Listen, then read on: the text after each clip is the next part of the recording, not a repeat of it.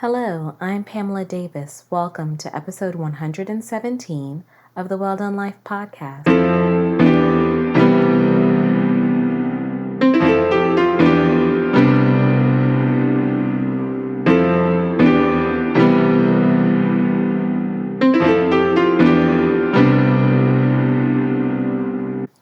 Hello, and welcome back to episode 117 of the Well Done Life podcast. I'm your host, Pamela Davis. If you are new here, hey, how are you? Welcome. I am so glad that you are here with us this week. If you've been here before, you guys know the deal. I love you deep. Thank you so much for continuing to support the journey. Before we get started with this week's episode, I always like to make sure that I set the foundation. I really feel like this podcast is about creating a safe space for women. So when you're building a safe space, it's kind of like building a house. And I like to make sure that this house, this safe space, is built on two very important tenets, and that's clarity and love. Clarity is really straightforward. I just like to make sure that you understand exactly what this is about. The Well Done Life podcast is a podcast that I created for women. I created this podcast because I wanted women to have a safe space where we could be vulnerable, where we could share our stories, the good and the bad, and have an opportunity to learn from each other, where we can have an opportunity to pour into each other and really strengthen each other up. You know, women are the foundation of society, and in order for us to continue to grow and evolve, we need to have spaces like this. We need to have opportunities to learn from each other and to be inspired by somebody's journey. So that is why you are here in this space. And then that leads me into my favorite thing, or the second tenet that we build this on, which is love. Everything that we do in this space is going to be cultivated in love. I think love is the thing, and I think we need to share love. So one of the things that I like to make sure that I do every week is I like to send you all prayers. I want to send you all prayers of peace. I want to send you prayers of love. I want you to feel loved from the top of your head to the bottom of your feet. I'm also sending you prayers of intention. It's really very important to be very thoughtful, very considerate, very intentioned about the things that you think about and the people that you surround yourself and the steps that you take, the words that you speak to others and to yourself. So I'm sending you lots of prayers of intentionality. I'm also sending you prayers of health, mental and physical. Take care of yourselves. There's so much going on. Give yourself space to just sit in stillness sometimes and with your thoughts and just kind of help, recharge and refuel yourself.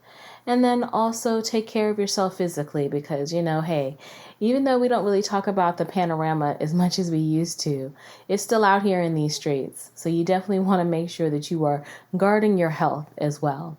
So now that we've really set the tone and really started to map our way towards this week's episode, I'm really excited about reporting with you guys. It is Wednesday, July 20th, and it is 9:09 p.m. A little late, but it has been a week. It has been a crazy week here in my house. Just lots of stuff going on, but we are working through it all, thank goodness. And I'm just really excited because moments like this really help me kind of be recharged. Because I can tell you, when I was recording for this episode yesterday, as a matter of fact, it was craziness. I couldn't, nothing would go right. Wi-Fi was off. My sister was sick. I had to take care of her, my mom and it was like everything was trying to sabotage it. And I really was starting to think I might have to reschedule these kind of conversations. I had 2 calls yesterday and I was like, I'm not prepared because I'm just emotionally all over the place. But sometimes you just have to power through. And when you power through, you be surprised at how inspired you can wind up being in the end, how refueled that you can be in the end. So I'm just really excited about bringing you this conversation with Amber Myren. Amber is an educator and she has such a passion for teaching, but then she's also developing her business. And she started that business in the midst of sickness. It's amazing to me lately how a lot of the people that I've had an opportunity to connect with for the podcast, they have been in some of the most challenging situations, but they are building their dreams in the middle of it. I mean, like challenging to the point like they can't do anything. That reminds me of last week's episode 116, the Onyx Disruptor with Yolanda Holiday. If you haven't checked out that episode, you definitely should. Yolanda got into a terrible car accident and she was bedridden. And in that bedridden time, she was able to birth her dreams of Onyx distributorship and Unchained Smoke. And so I really like to say that because it just shows you that in the middle of our circumstances, when God has really sat us down in times where we really don't understand why we are in this time of stillness and we are going through things, that's an opportunity where greatness can be birthed. And so I really love sharing stories like this because I feel like it reminds us just to keep going, because both of these ladies were so positive. I mean, Yolanda, extremely positive, just so motivated and passionate about her business. And I'm going to link that episode in the show notes if you haven't had a chance to listen to it. And then Amber, again, you can hear the passion that she has for education. You can hear the passion that she has for growing and how she really had to learn how to change her whole life and change her spirit so that she could be receiving. So I'm just really excited about sharing this conversation with you. And so if you guys will stand by in 5, 4, 3, 2, 1, Amber will be with you. Yeah, hi, I'm Amber. I've been a high school teacher for the past 5 years. And in addition, I have my own business, Myren Education. I help students, young people, adults with organization in their life. And then also I love to tutor students as well. So that's what I've been up to this summer. Well, welcome. And that is quite a bit. I was going to ask you, and I didn't get a chance to ask you before, how did you get into education? Like what led you there? Right. So I went to an amazing high school where I really saw the influence that teachers could have. And that really influenced me because I knew I wanted to make a difference somehow, especially with like social justice issues. And I felt like, okay, well, what skills do I have that would bring forward change? And I was like, I don't think I'd be good in the government. I think I'm a little too silly. Well, maybe I'm not too silly, actually.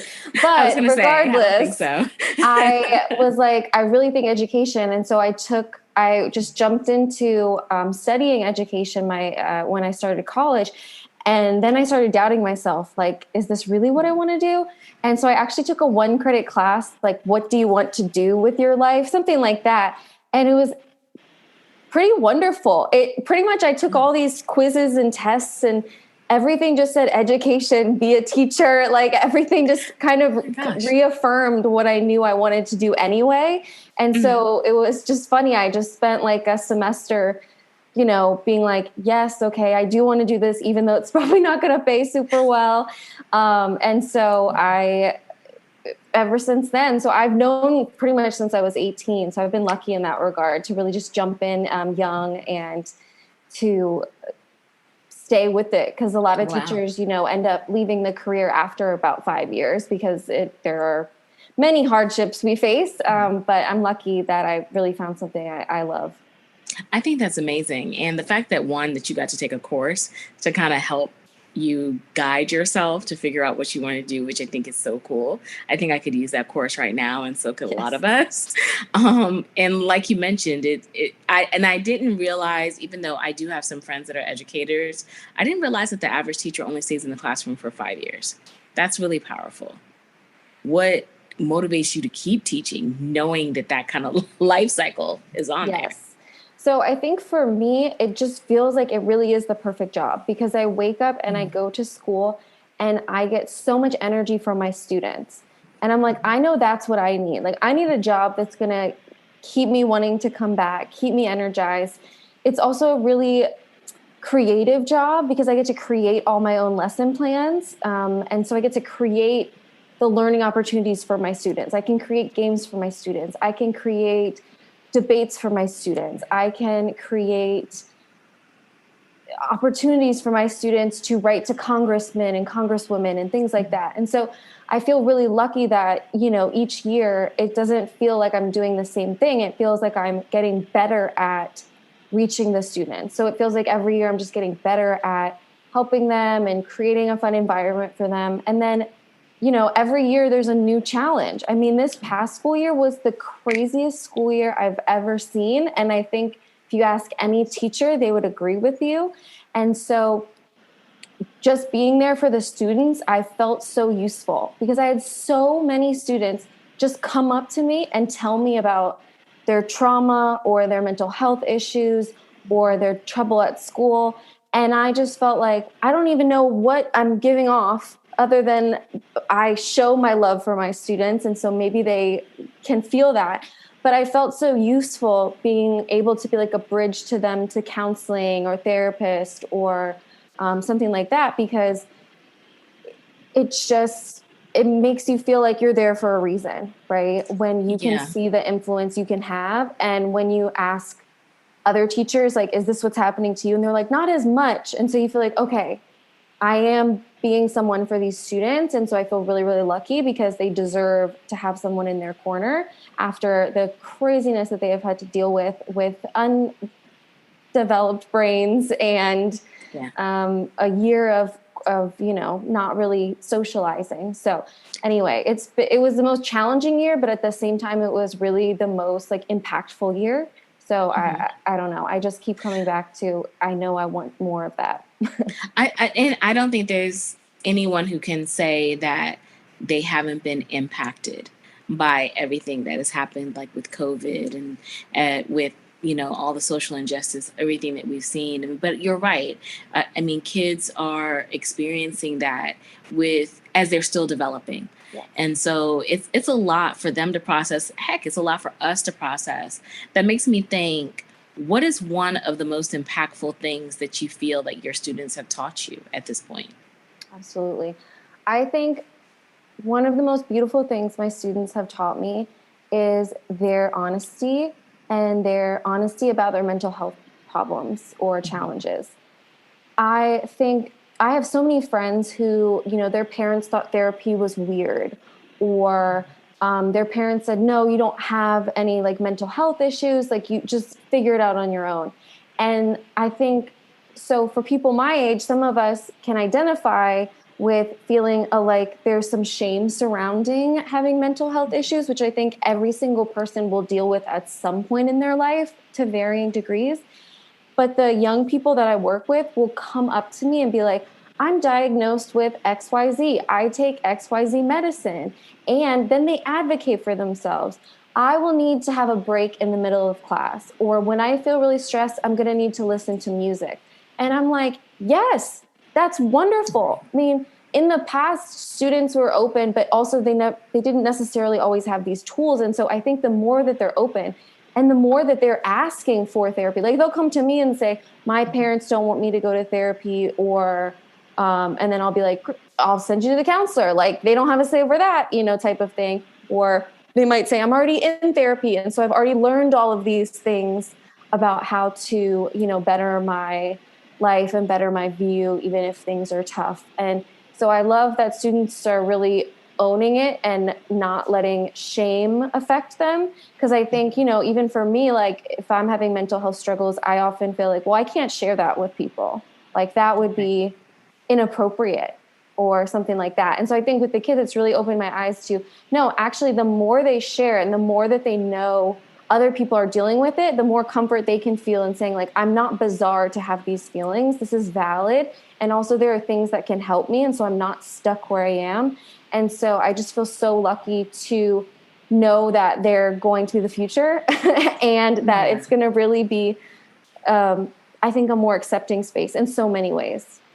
Oh, I totally agree. I think this next generation of kids or adults, they're so much more in tune with themselves physically and emotionally than any other generation behind them. And I guess it is because they have had to face so much resistance to them being who they are right now. And the fact that they're teaching you to own it. I was going to ask, I mean, obviously it can get heavy just even listening to their journey. And then, like you mentioned, you have your own mental health challenges at times, like we all do. really, we all do. How do you balance that? Right. So I've asked for help, basically. So I have struggled with times when I would have trauma after trauma after trauma from students, right? Students telling me their trauma. And I was able to keep it together in front of the student, but then I might be like, kind of shaken for the day. And I remember one day my colleagues were so kind to me because I came to them and I said, is this happening to you? Are you hearing these stories? And they just said, not to the same degree you are to this year or whatever. And I just started crying. And I was like in my off period at school. And I was like, I'm so sorry. I'm so sorry. Like, of course I feel shame for crying. And they were like, no, like we'll do anything to help you. They just listened to me. They weren't judging me for crying, or if they were, only slightly. No, but it was really, really sweet of them to just kind of accept, like, yes, Amber's going through a tough time just because right now all the students are going through such a tough time, and she doesn't know yet kind of how to deal with those feelings. And so I reached out to a friend of mine who's a school counselor and kind of asked her, like, well, what do you do? How do you handle that? And she was like, well, you get used to it, but also, like, here are some tips for you.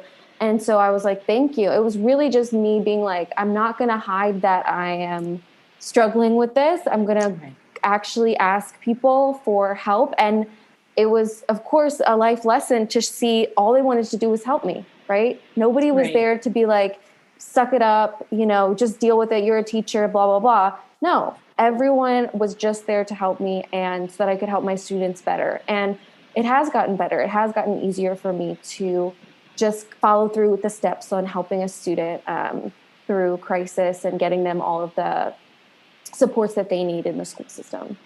I like that because it shows the community of education.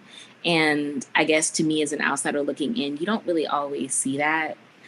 Sometimes it just appears like it's more student versus, administration, and administration versus student, whereas you have a good support network around you. And especially in times like this, I think that's important. I really do, because I always feel like educators are one of the most undervalued assets that we have in our society.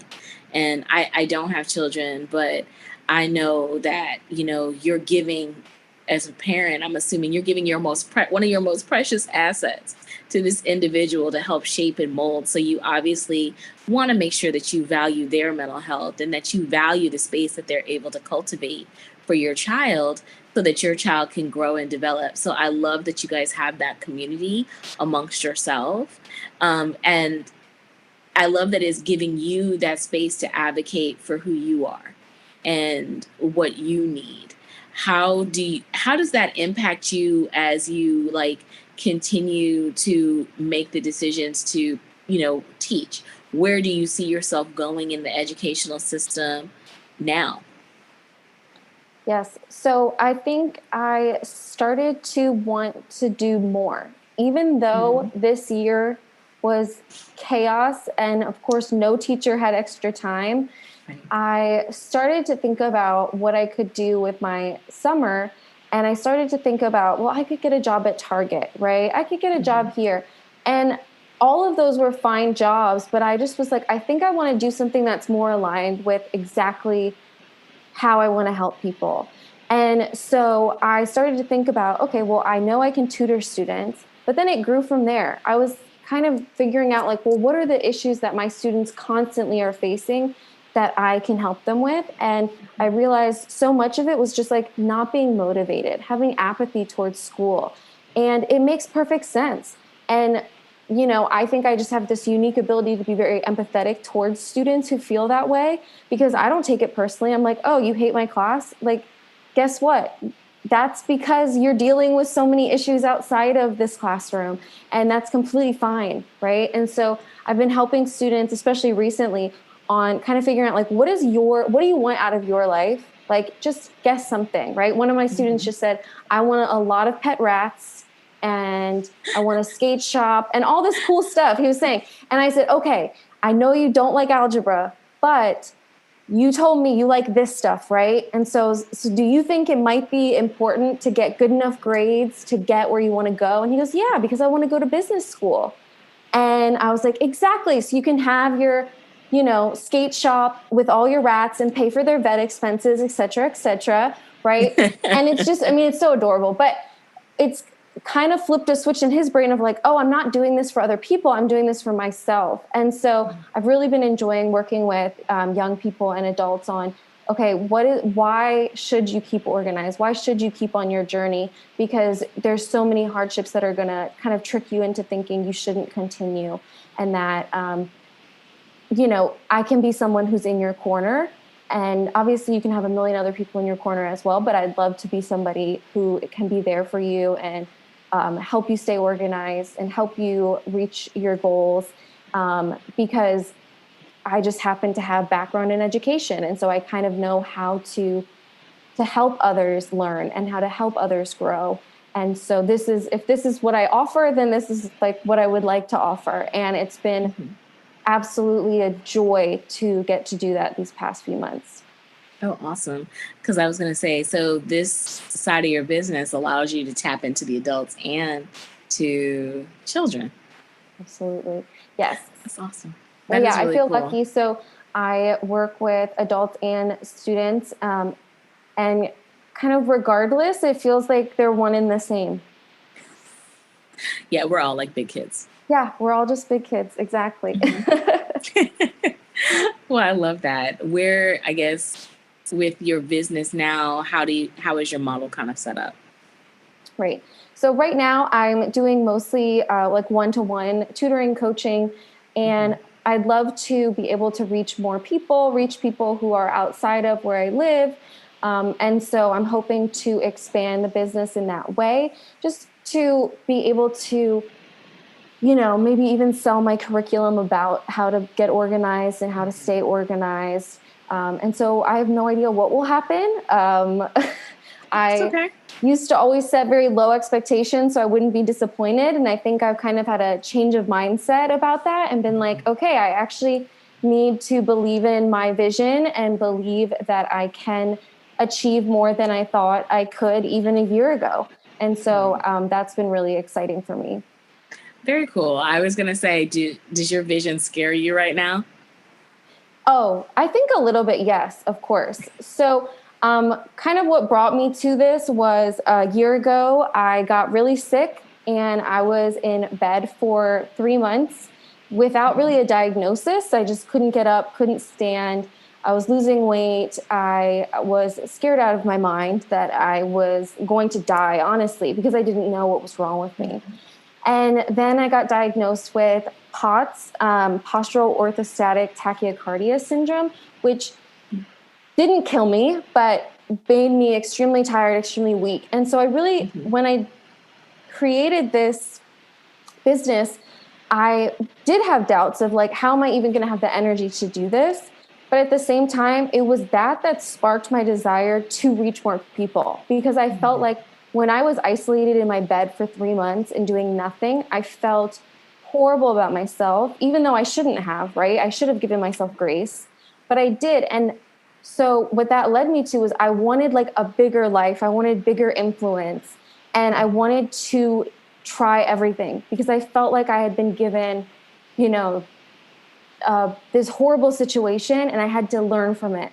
And it helped me so much to start to be more positive and to start to believe in my goals more and to believe in myself more and get rid of the negative self-talk. And so there's been so much progress since a year ago. And so I'm really just excited to see how I can keep up that progress, and also how what I learned from that horrible experience can help me help other people. Because there's so many other people just like me. Yeah, and I think that's so cool. And the fact that you are in the middle of that is when you birth your vision for your business. That's very rare to do that. And when I asked you if it scares you, I was going to say I think that's because they always say when a dream scares you, a vision scares you, that's like the sign that you're on the right track. So right. I can see your passion. I know you guys can't, but I can see the joy when you talk about it. So I know that this is not, something that you are not committed to.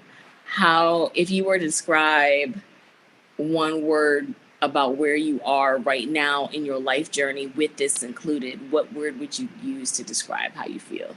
I would say thankful, because I wasn't thankful a year ago, right? I wasn't always thankful. I wasn't always positive. I would tell people I'm a pessimist, right? My family can definitely agree, because they would get annoyed with me when I'd be like, this is bad and this is bad. And I wasn't thankful for what I had, and I wasn't thankful for who I was. I was very down on myself. And I think that since I've learned that I only got one shot at this, why waste it being pessimistic? Why waste it having smaller dreams? Why waste it beating yourself up? I just had been telling people for years to take care of themselves and to love themselves. And I wasn't listening to that at all. I wasn't listening to my own words. And so I feel so lucky that in just the past few months, I've really seen a change. And so I try to say it every day. I'm grateful, I'm thankful, and I love my life. That's awesome, because there's just so many blessings rooted in gratitude. So I know that, you will continuously be blessed. And that's very honest for you to be able to say that you weren't thankful. How did you get to that point where you could actually put words to it? Because a lot of times, we're just not honest about where we are on the journey sometimes. Right.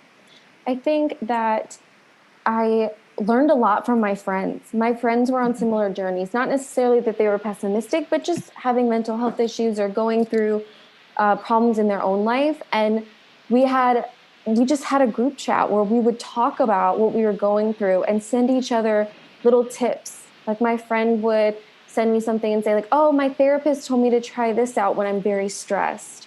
Or they would say, here's a positive quote of the day, and they'd send it in there. And I mean, we're also making jokes and doing funny things in the chat, making fun of ourselves, etc. But there was this huge positivity that was there.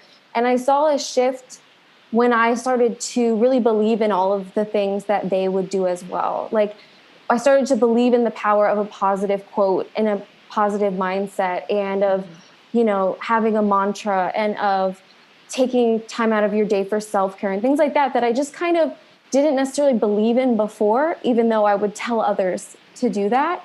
And so I was really able to put words to like, I'm grateful, once I bought into what was real, which is how to have a better mindset and how to see the good despite the bad.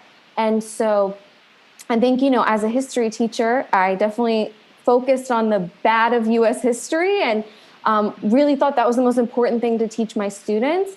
But I kind of forgot to emphasize as well, in my own life and in my teachings, the beauty that has occurred as well. And so not to, push aside the complete atrocities that we've all experienced, but to say that the way you frame it can be really, really powerful. And so I definitely have shifted in that regard recently. Yeah, that's powerful.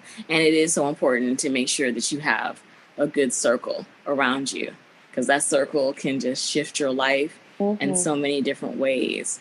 Now that you've made the shift and you've seen the intentionality and how it works and being positive, what is self-care in maintaining that energy?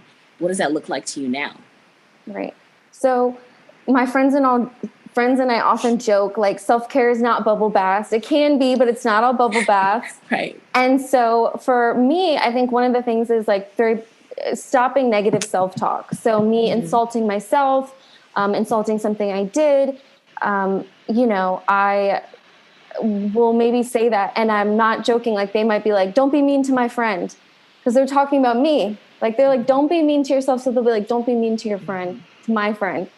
Right. And so that's been something that is part of like that, being able to take care of myself. And then also I think what I've been teaching other people and what I still am not perfect at is scheduling time for activities that I want to do and that I know will help me relax or help me feel connected with others.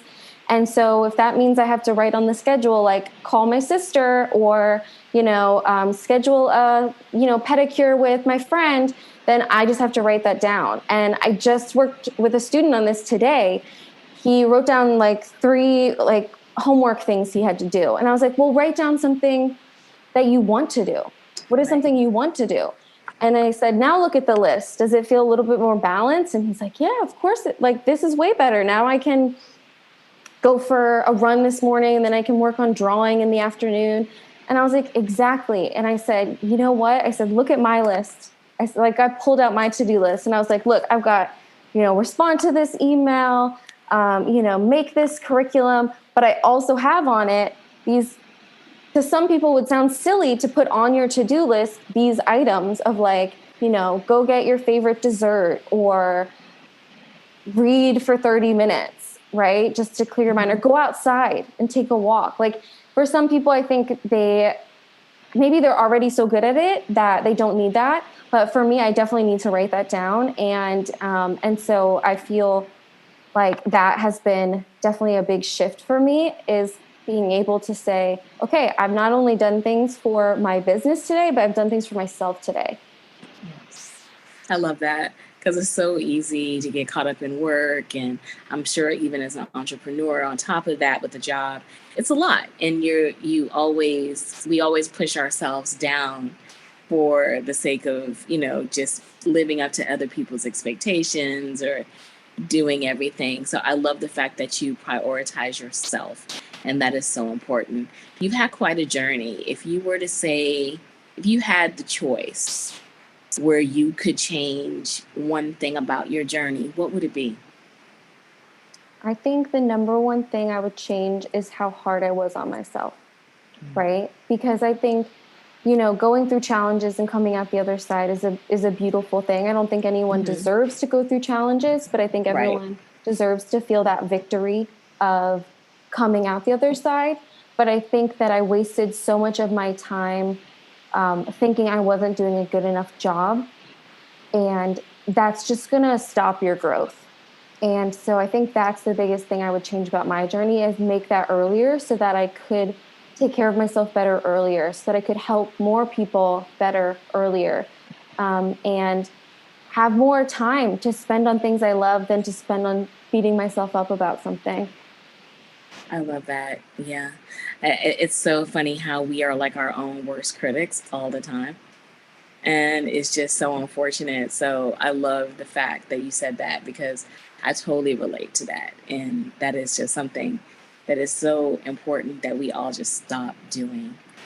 What is one thing that you would want my audience to know about you and your brand? I think I would want them to know that I aspire to help as much as I can, and that I understand and empathize with people who feel like I don't have my whole life together, right? My students or adults who feel like I need a little help in this regard, because I've been there and I've needed help and I don't have everything together.